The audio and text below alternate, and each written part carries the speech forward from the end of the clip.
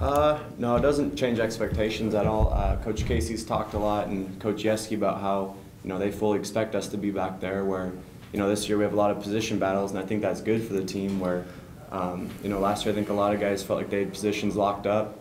Where now we have a lot of positions where there's 2-3 guys at the spot that are fighting every day to try and get better and make the team better. So I think that's pretty good for our club, and we're not really worried about that. We're not looking at rankings, and just like we saw last year, going in with the 1 seed and obviously let it slip on our home turf. So that's something we're working every day to make sure we don't have that feeling again. So we've definitely made some good strides, and definitely bringing the young guys along. It's been fun seeing them make some adjustments and some of the improvements that they've made.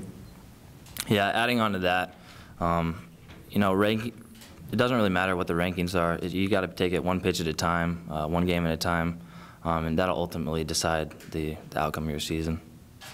Both of you guys coming back with a lot of guys in the last couple of years, and you guys have been around and were great leaders. How much do you guys feel like you guys have to step up that leadership role this year, and how key is that going to be for you guys to have success when you guys are able to kind of lead that way? Yeah, definitely.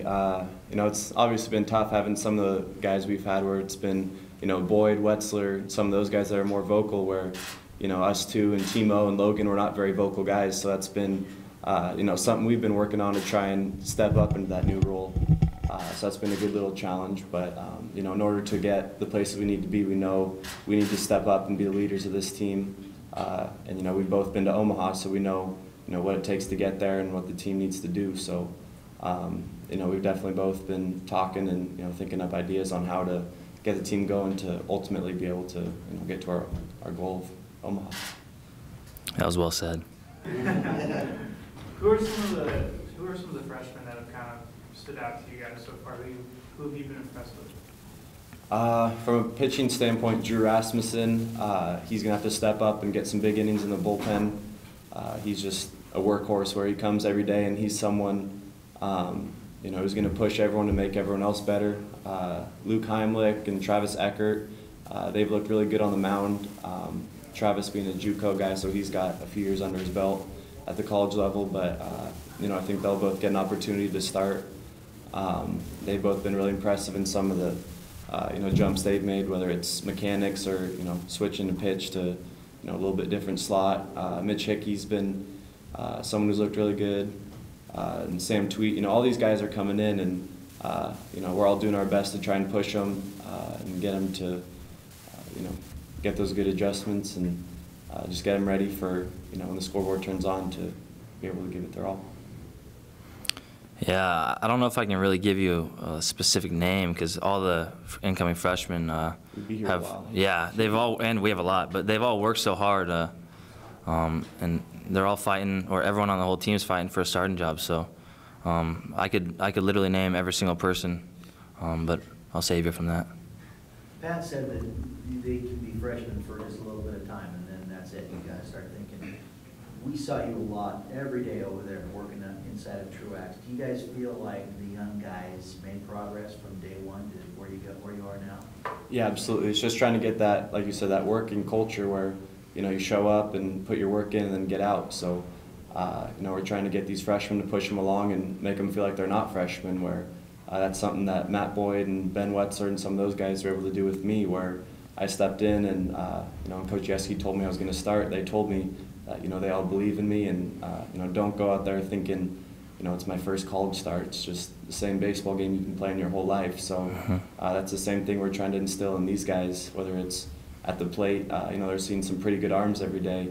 Or if it's from the pitching standpoint where, Coach Yeski's calling some pitches that they're not used to throwing, whether it's, first pitch change or whatever it may be. So just trying to get them out of their comfort zone so, when the games do start, they're, ready for whatever the other team throws at them. Yeah, one of the beautiful things about this game is it doesn't really have an age limit. It's up to really the person playing to decide how good they want to be. And it doesn't matter if they're 19, 20, 18, 21, 24. It's just really the work they put in and the mindset they have. Jeff, Andrew mentioned a little bit about last year, how you were #1 seed going in and you just done at home. That was last year, then a lot of different faces. Does that play into this at all, or any, incentive from falling short a year ago? Or is it just a totally different year?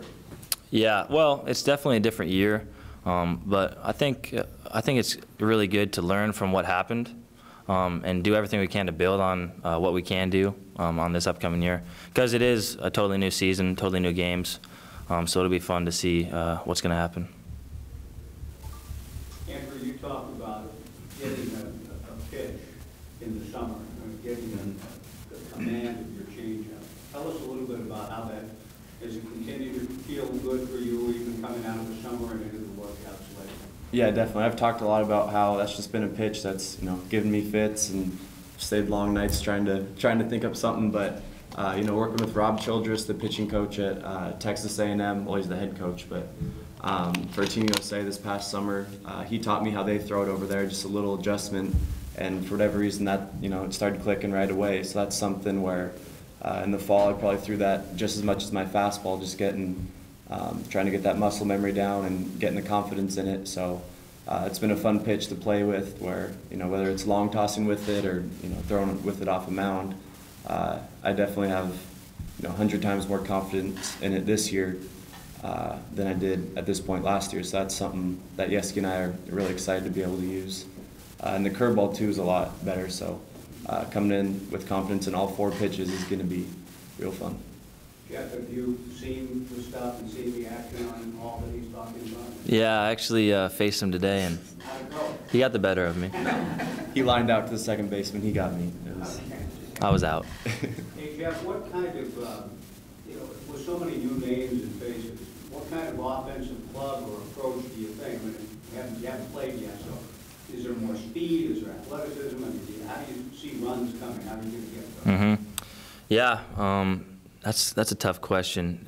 It's so early. I think we're still kind of learning how our whole team is going to be put together the best. We're definitely going to have some guys with some pop.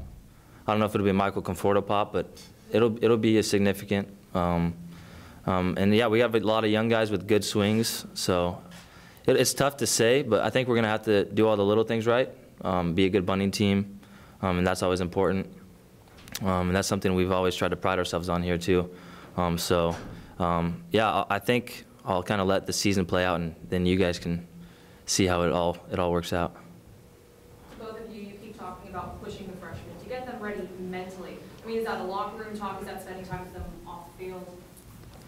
Yeah, just kind of making them feel like they're part of the group, and everything, whether that's off the field, whether it's in conditioning, whether it's in the weight room, just, always getting that competitiveness going, whether it's whatever it is you're doing as a team. I think that's just good to always be competing and, fighting and trying to get that side of them out. So when they get on the mound, or at the plate, it's just natural for them, and just building that team camaraderie, I think, is huge too, where in order to go long in the season, you need to be close, and we're still trying to build that. So it's been a fun process, but we still have a good ways to go. Mm-hmm. Yeah, I was going to say, do you guys feel like you have built good team chemistry, knowing that there are so many new faces to come? Yeah, I think so. Yeah, we've been doing a lot of things together. I mean, from practice to just little get-togethers, watching movies or whatnot. Paintballing, yeah, that was fun. So yeah, it's definitely a process, but I think everyone's starting to realize that no one's more important than the other, and we need to place each other in front of ourselves. Did you guys kind of learn that mentorship aspect from the older guys, like Ben Wetzler, and kind of just carrying on what they taught you? Yeah, exactly. They were definitely huge in my development. Like you said, Wetzler and Boyd, from day one, they kind of took me under their wing and showed me, some of their routines. And Wetzler was my roommate on the road, so just showing me how he prepares, and just the little things like that really go a long way. And just building that chemistry. So I've been trying to do that with guys like Sam Tweet and Mitch Hickey, Drew Rasmussen, some of those guys, and just building that that camaraderie, like I said, that we need. So it's definitely been fun seeing, like I said, the strides that those guys have been making. And we still definitely have a ways to go, but we're on the right track. I agree.